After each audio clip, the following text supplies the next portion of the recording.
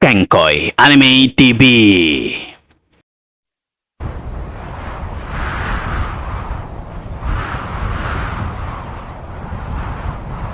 Malawak ang lugar na ito. Kaya naman, medyo mahihirapan tayong makita agad sila Kurapika at Leorio. Kaya naman talasan nyo ng mga paningin nyo. Nang sa ganon, makita agad natin sila. Kurapika, Leorio.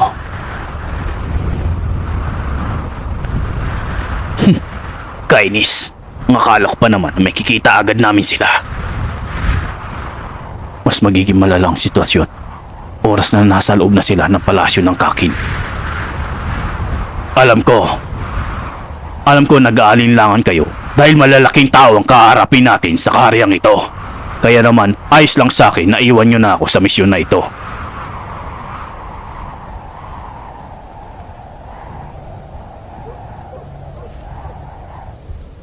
Nagbibiro lang ako. Alam ko namang hindi nyo kayang gawin yon. O paano? Tayo na! Kahit kailan talaga, madrama ka, Master.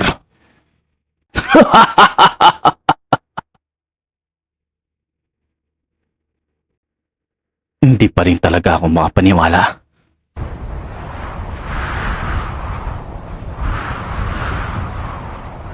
Ginulat mo ako sa lahat ng mga ginawa mo ngayon. Napakagaling mo.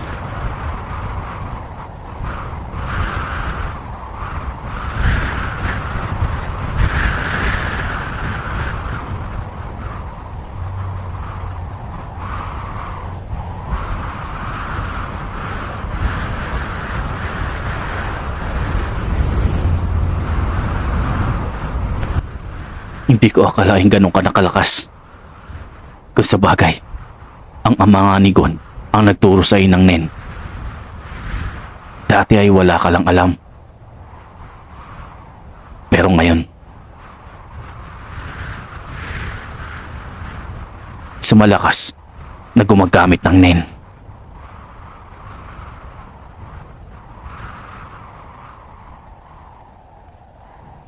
Ngayon, kailangan ko munang maghanap ng mapapagpahingahan mo. At ako na ang bahala sa lahat.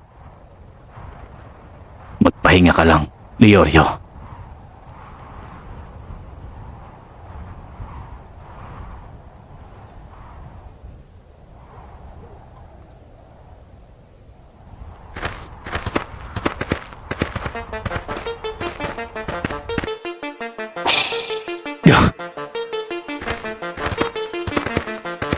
Ayun sila! Hindi na sila makakatakas ngayon! Palibutan niyo sila at umanap kayo ng pagkakataon para makuha si Prinsipe Benjamin!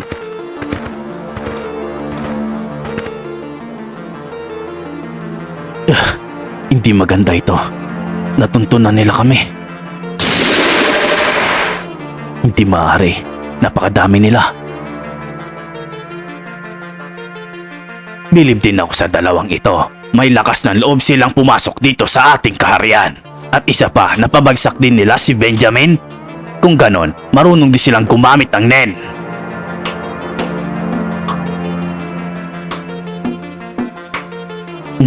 Hindi nila kayang talunin si Benjamin. Siguradong nakaisip sila ng paraan para madaya nila ito at magawang talunin sa pantaraya.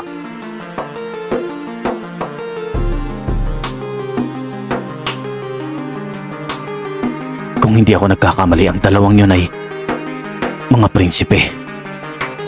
Pero wala si Cherednitz. Siguradong atake sila. Kaya ang gagawin ko ngayon ay protektahan si Leorio.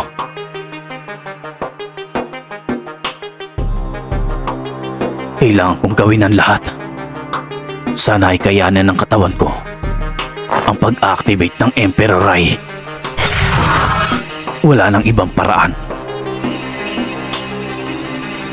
Ito na lang.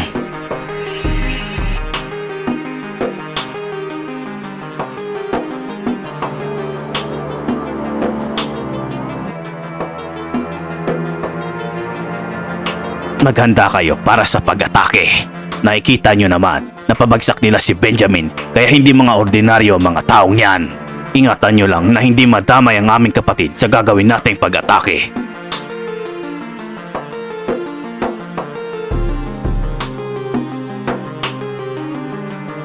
Nabugbog ng gusto ang katawan niya, kaya naman ito ang naging dahilan kaya wala siyang malay hanggang ngayon. Kaya naman pagbabayaran ng dalawang ito ang nangyari dahil isa itong insulto para sa ating kaharian at pamilya. Maghanda na kayo!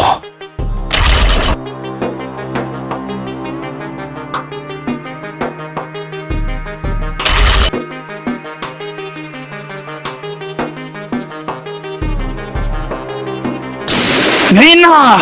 Pulbusin niyo sila hanggang sa maging abo!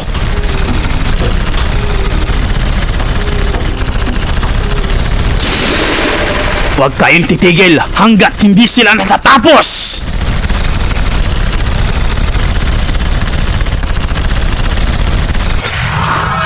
Kinakailangan kong makaisip ng paraan habang kaya pa ng katawan ko ang paggamit ng Emperor Eye. Isa pa, hindi nga ako nagkamali. May mga nina bumabalot sa mga bala nito. Kaya mahihirapan ako.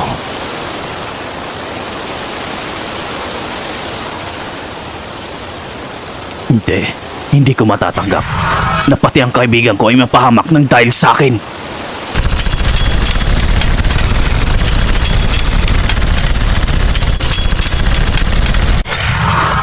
Kaya gagawin ko ang lahat, ano man ang mangyari.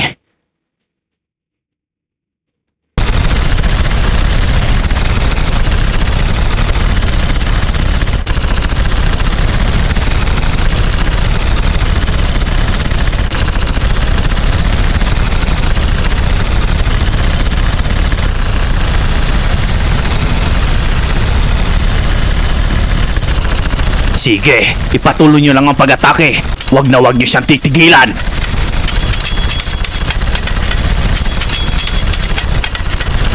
Ihanda na ang susunod na pag-atake. Ngayon na!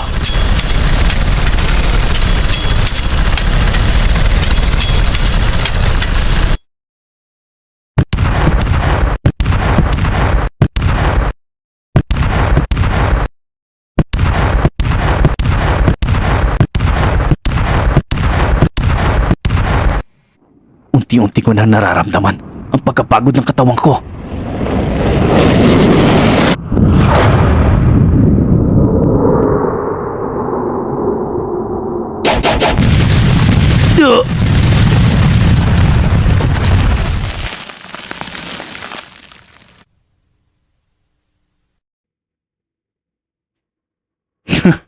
Mukhang hindi ka pa nakakapagpahinga ng maayos, batang gumagamit ng kadena.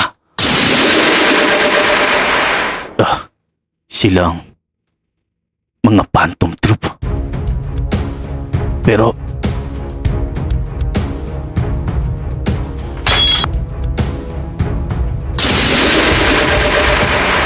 mukhang nagulat ka sa pagdating namin, bata.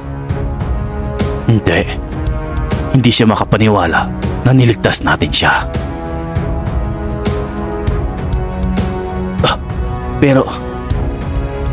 Pero papaanong nandito rin sila?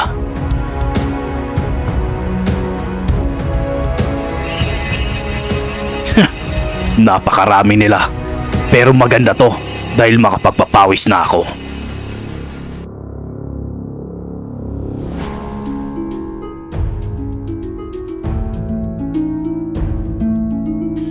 Hoy, batang gumagamit ng kadena. Niligtas mo kami. Ngayon naman ay niligtas ka namin. Kaya patas na tayo. Wala na kaming utang na loob sa'yo. Tama ba? Hindi ko sinabing tulungan niyo ako. Pero, maraming salamat.